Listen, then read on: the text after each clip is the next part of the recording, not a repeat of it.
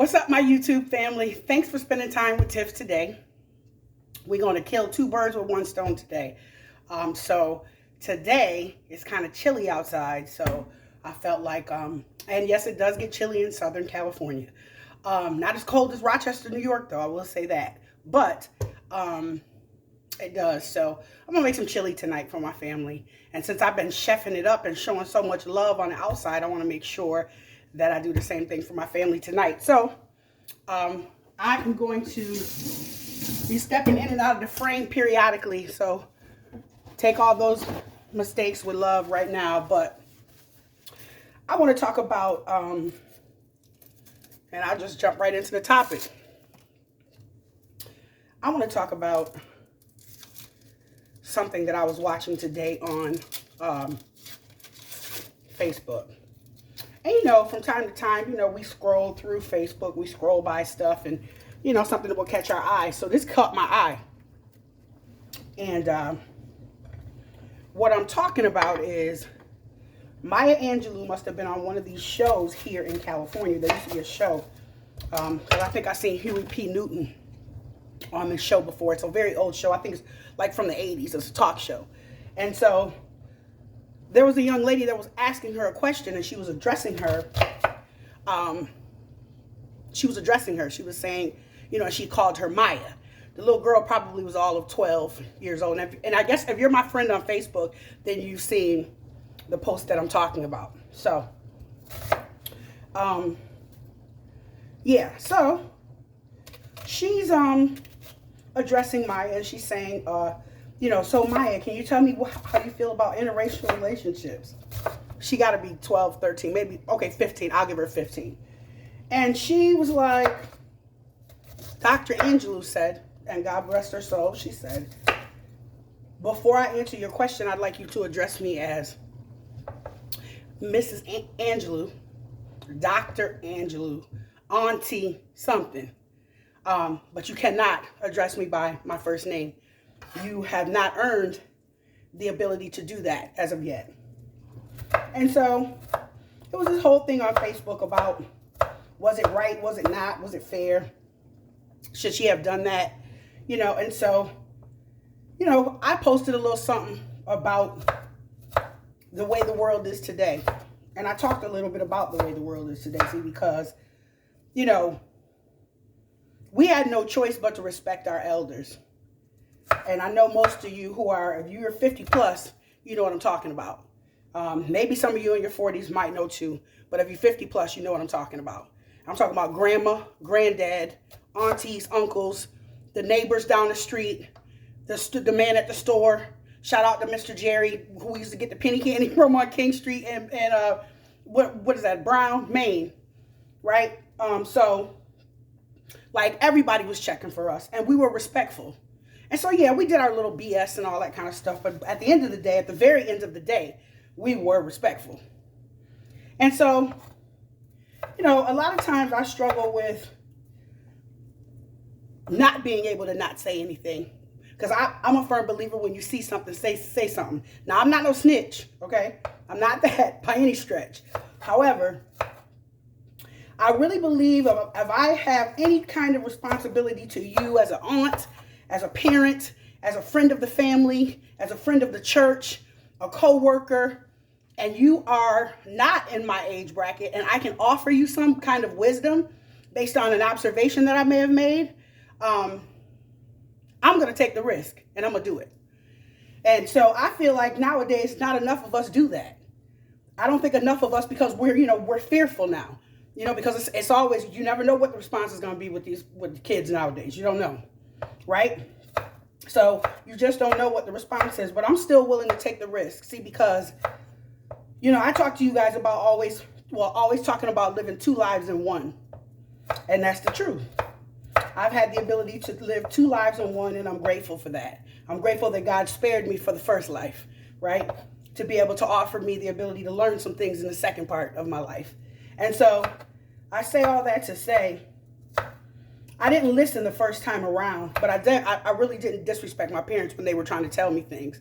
See, because we think because folks are older than us sometimes that their time has passed, and so they're not in the know of what's happening in the world today. But it's the wisdom and the knowledge and the understanding and the experience of living the life and getting to the age to be able to offer up wisdom and knowledge to you. You know, and that's not always well received. You know, and mind you, I don't go around just not minding my business. However, you know, I'm a firm believer in that. I'm a firm believer in that, you know, we need to be mindful of the things that we say we do, and we need to listen to our elders. We might not take the information right then and there and apply it and use it, but to some extent, we should be, you know, able to take it in, and if we have to use it for later, we do. But, you know, the feedback and the commentary around when wisdom is being offered, you know, and so the whole thing about, you know, well, I'm an adult, so you have to respect me. So it's not a matter of being disrespectful because I'm telling you something out of love and telling you the truth. You know, sometimes my delivery isn't always the best. However, sometimes things just need to be said. And I would expect that would be who the people in my life would do the same thing for me, whether I liked it or not, whether it hurt, whether it was uncomfortable. Now, if it's way off and I don't agree, you might get some feedback from me. However, at the same time, what you are going to get is I am going to take the information in, and I'm going to try to process it and use it. I'm going to either rebuke it and deny it, or I'm going to accept it, go through my feelings, and try to do better next time. But, you know, it's hard trying to tell folks, younger folks today, anything. You know, they don't want to listen. They feel like they have it all figured out. But as soon as something happens and something goes down, then it's your job to step in and to do that and to help and to offer whatever after, you know, whatever's been done. And so, and then sometimes that's met with aggression, you know, a sense of entitlement, you know, feeling like that's something that should be happening to them. You know what I'm saying? So, I don't know. I got kids of my own. I got grandkids. You know, my kids are just about adults now. You know, they're getting really close to that now, you know, and everything. So, the lessons are different. The conversations have changed. You're not a little girl anymore. You're not a little boy anymore. You're a grown man. You're a grown woman. I'm raising them. So, my conversations that I have with them have changed. They're not the same. You know what I'm saying? Because they're not doing the same things that they were doing when they were kids. So that's why it's changed. And sometimes that's met with aggression.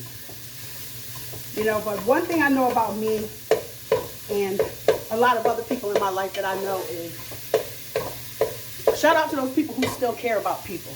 Shout out to those people who are still willing to help out of love, share things that they see as an observation out of love.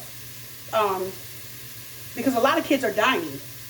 A lot of young adults are dying by the hand of suicide, by killing each other, killing somebody else. You know, a lot of that's happening. So we as adults or we as elders, you know, can't be afraid to say anything. We have to say something. You know, and, you know, a lot of times I get a lot of feedback around why do I say things. I learned a long time ago that if I say something, I'm going to make an observation. I'm auntie, I'm mommy, I'm big cuz, whatever. I'm going to say something. But most times, I'm passionate when I speak. Y'all see me right now, I'm waving my hands, and I'm passionate. So when I say things, my delivery comes off a little bit aggressive sometimes. So a lot of times, I have to clean that up because I'm not really coming at people. It's just the way I talk. And if I'm passionate about an idea or theme or subject or whatever, then that's how it comes out. But, so, you know, I have to clean that up a lot of times. But, you know, shout out to the people that are still caring about, you know, others. Shout out to the people who still care about, wanting to help the youth, wanting to impart wisdom, being unafraid to tell them, pull your pants up, son. Being able to tell her, you think that dress ain't a little bit too short? You know, or keeping it a whole buck. when you have to. If you're going to do that, get the money, get the right money that you're supposed to get for it, though. Y'all know what I'm talking about. But I'm just saying. You know what I'm saying? I'm keeping it real, but I'm just saying, right? You know, whatever you're going to do, we should be able to be honest with people. And in the same way, a person should be able to be honest with us. Because I don't want to let, like I said, anybody die. I don't want to let anybody, when I saw it happening, and I watched it, and I didn't say nothing. We facing that right now with Black Lives Matter. Because none of our allies, most of our allies, some of our allies, when they see something, they'll say something. But a lot of them aren't. So that's how it is with older folk nowadays. Because they don't want to be shot, stabbed, killed. They don't want to be, you know, they don't want that to happen. Right? But it's just terrible. It really is. You know, I hope and I pray that some of what we talk about as, you know, the older generation now, and there's even ones that are older even than us. So like my brother, my sister, my sisters, you know, listening to them, what they offer up and the wisdom that they offer, you know, is helpful to me too. So it's different levels. It's levels to it. It's layers to it. Right? You know? And so we've been blessed to have our mother, who's 80 years old, still with us. And with that, she has things that she wants to share. And we pause and we listen. At 50 years old, at 63, at 64, at 57, we still pause and we still listen. Even though we're grown. Because I'm grown, don't make it be okay for me to be disrespectful to my elder. Because I'm grown. Right? But a lot of times, that grown thing, and then a lot of times, you know, the proof is in how we live. I'm going to say that too. The proof is in how we live.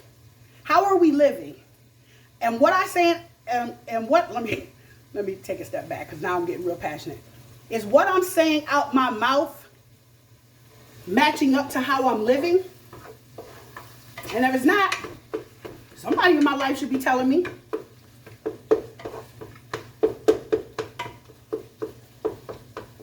So that's what I offer up. But this is what I don't do anymore.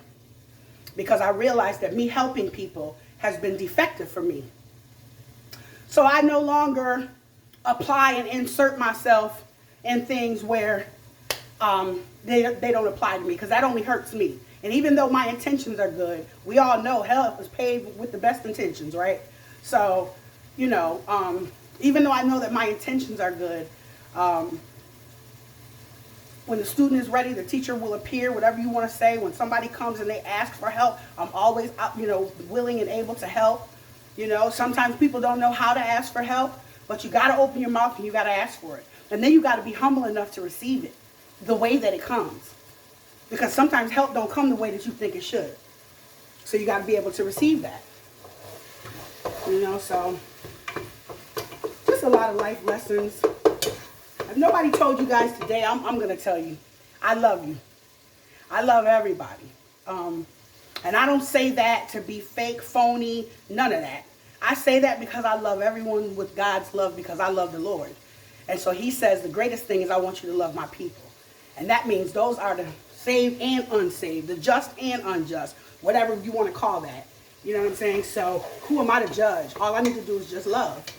You know, so, you know, a lot of times I try to pray for that too. Pray for, as what I'm saying out of my mouth sounds judgmental or self-righteous. Is that how it's landing on this person? You know, how is it landing? You know, so that's something too that we as individuals should work on as well. But I want you to be encouraged today. If you see something, say something. You know, again, shout out to everybody who has love in their heart for people and still want to help.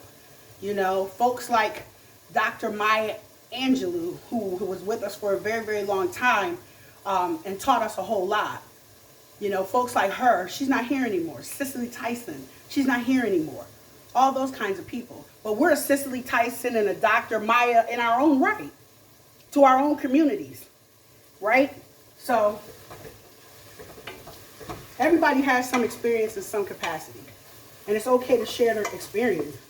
We're just going to pray that sometimes it's well received, or it's at least received.